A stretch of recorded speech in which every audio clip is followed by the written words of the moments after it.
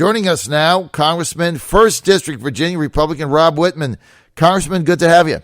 Good morning, John. It's great to be with you. Everybody coming to Virginia.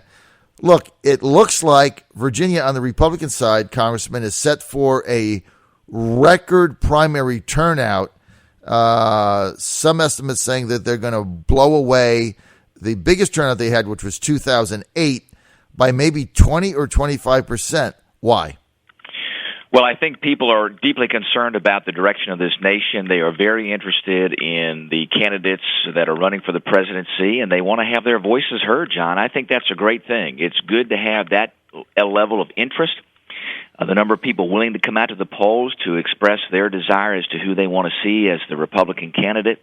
I think it's really speaks volumes for the ideas that are being exchanged in this and what people want to see done. I think that's something that everybody ought to be connected to and ought to take the time to go out there and vote. I think that's the wonderful part of our process. No matter who your candidate is, no matter who you think ought to be the Republican nominee, all of us ought to be part of the process to select the nominee. And it's great that people want to be involved in it. That tells me that they're excited and that they want to make sure their voices are heard. Well, it's going to be a very exciting day, coverage, Congressman, Tuesday night. So you have not made an endorsement in this race. Have you made up your mind what you're going to do on Tuesday? Not at this point, John. You know, I've had some great conversations with the candidates. I'm still waiting to have some final conversations. I think that they are really focused on the things that are critical to this nation. You know, our economy, our national security. Those are things that I am deeply concerned about. Obviously, homeland security related to our border. I think folks want some surety there to know that there will be somebody there willing to lead, willing to do the things that are right for this nation, and willing to change this nation's direction. You know, I rarely run across anybody that says, "Oh, hey, I'm happy with where we are today. I think that this administration is doing a great job." The vast majority of people say, "Gosh, we have got to turn things around." And these candidates have a variety of different viewpoints about how to do that. I still want to get some further definition from a few of the candidates, specifically on things like national security. I just returned from the Asia Pacific, visiting with our allies in Japan and Korea. They are deeply concerned about the aggressive behavior of China there in the South China Sea, with them militarizing the islands there, with the behavior by Kim Jong-un in North Korea with the missile launches. Those things are deeply concerning to folks, and they ask, you know, what is the United States going to do to make sure that there is security in this region? We have a number of alliances there with great allies, and they look to the United States for certainty and direction. And I think this election cycle, a lot of what these candidates will talk about are the specifics about what they would do to defend this nation. And as you know, in the past 4 or 5 years, we've worked very hard to try to reestablish our United States military, to make sure it's modernized, to make sure it's properly trained and outfitted. So I think that's going to be very, very important, John. And I want to make sure I'm taking the time to be very deliberate to understand, you know, which one of the candidates will provide the best direction on a combination of those issues. So, Congressman, if I could just bottom line this here, 3 days out and you're undecided. Yes, still am. I still am getting some final pieces of information from the candidates, and I think there are a number of other people out there probably in the same position as I am. As you see in these polls, you look, and about 25% of the folks out there are still, you know, looking, giving that last look, kicking the tires, so to speak, before they make a decision as to who they're going to vote for. But I think it's a very, very important decision. It's one of those, I think, tipping points in our history. I want to make sure that I get it right and make sure that I understand fully what these candidates will do if given the honor to represent our party as our nominee in running for president. Okay, well, I've made my mind up on Tuesday. I'm voting for Trump, just so you know that. Well, I know you find that to be a shocker, right? Oh, no. Let me tell you, you have been forthright with that and very direct in that, and I think Donald Trump has a lot to offer as well as the other candidates. So I'm making sure that I get all the necessary information before I make that final decision. Look, he's going to be the nominee. He's going to win, and you're going to be so happy. You're going to be so excited about it. When you go to Cleveland, you're going to be fired up, and we're going to be sitting on the floor after his nominating speech, and you're going to come up to me and say, you know, John, I think this is going to be a fabulous nominee, and I think he's going to win big. So that's my other prediction. Because Well, John, I'll tell you this: whoever we select as our candidate will be light years better than the candidates from the other side. So I am fully confident whoever the voters decide will be their nominee for our Republican Party. Is we will get behind them. We will make sure that they get elected, because I think everybody feels, as I do, that this is really a tipping point, and we have to do everything possible to make sure we have a Republican in the White House. Oh, boy, you got that right. Dr. Wittman, you had a scathing response. As mild-mannered as you are, I would call it a scathing response, which kind of, I was like, took my breath away, on President Obama's decision to unilaterally attempt to close Guantanamo Bay.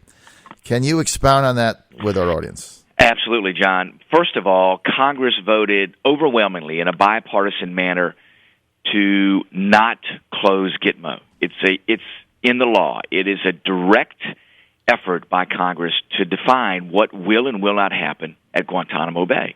That is the directive that the president is to follow. So if he doesn't do that, then he is clearly breaking the law. Secondly, is Congress did ask from the president for a plan to say, if you want us to consider closing Gitmo, what would be your plan? And the president presents a plan to Congress that, first of all, is lacking any kind of definition about what you would do to make sure that the security concerns related to those detainees are addressed.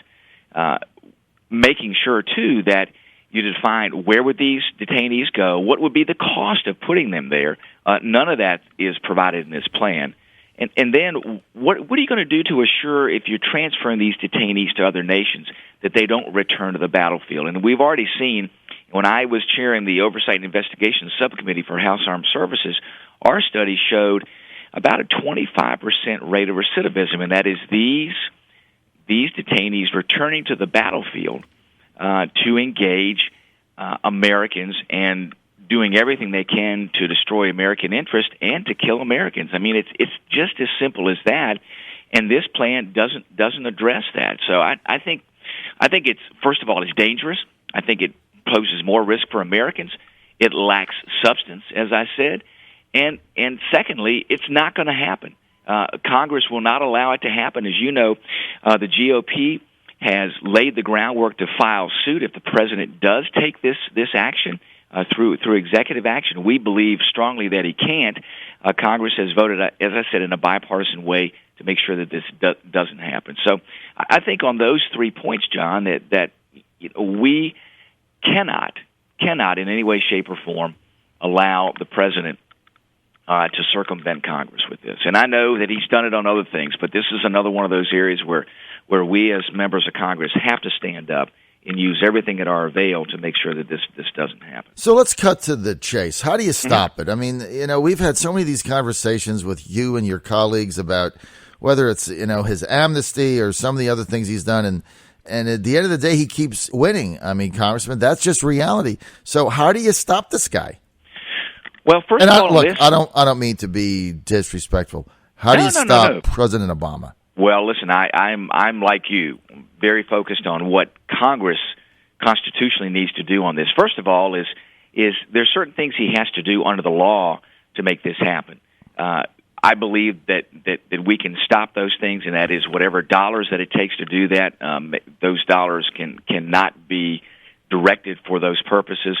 Secondly, is if he tries to do things administratively circumventing Congress, I think we have a very, very strong case, as we've had before, and where the courts have upheld Congress's direction to the president on things like his EPA overreach on policies there.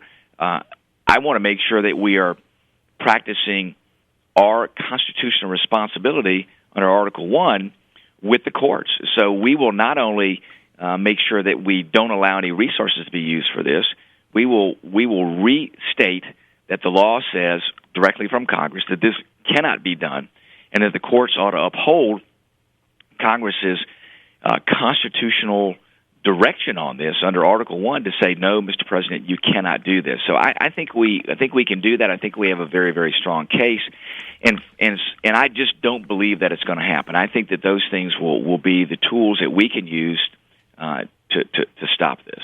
And as you see on the president's unilateral immigration policy, when he tried to do that and circumvent Congress, the courts upheld that Congress did act, and Congress did give him that direction. And you see that at least stopped his policy from going forward there. I believe that we can do the same thing here with his attempts to close Gitmo.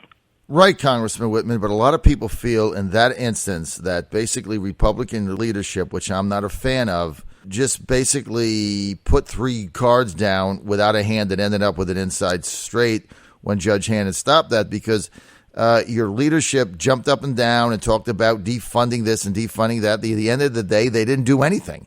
And so had it not been for Judge Hannon in Texas, he would have been going forward with that. And look, Congressman, there is frustration and mistrust with your leadership in the House right now. And whether it's Paul Ryan or John Boehner or something else, I mean, there's a lot of us out there that just at the end of the day don't believe that they're going to do anything to stop President Obama based on how they've collaborated with him over and over. I mean, I've had people call into my show saying that what Obama is doing at Guantanamo Bay is treason.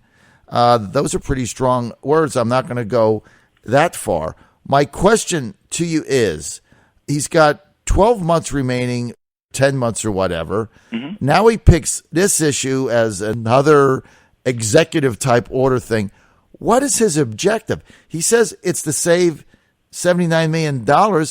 I mean, he spends that on his plane going to Hawaii. I mean, that's like ridiculous. What's his objective? Well, I think it's purely to fulfill a campaign pledge, to be able to say, hey, listen, I tried. I think he fully expects that this won't happen.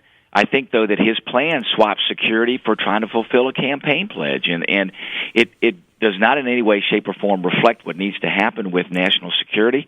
And I can tell you, John, there are a group of us up here that will hold our leadership accountable and responsible for making sure that this doesn't happen. I can tell you there are a group of us on House Armed Services, as well as the Intelligence Committee, the Homeland Security Committee, that will do everything under our committee's purview to make sure that this doesn't happen. As you know, the directive to the president saying what he will not do on Guantanamo Bay came through the National Defense Authorization Act, which came through our House Armed Services Committee. So we feel very, very strongly about that, and I do believe that we have the powers to make those things happen, and we can, with every element of what we can constitutionally do, can stop this from happening. So I can tell you, we are doing everything, not only as a caucus, but in directing our leadership and telling them this is what will happen and what you will do to keep Gitmo from closing, and that includes going the direction of the courts,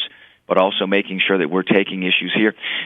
John, remember, when this passed the House, 370 members of the House voted to keep Gitmo open. Right. 95 members of the Senate voted there.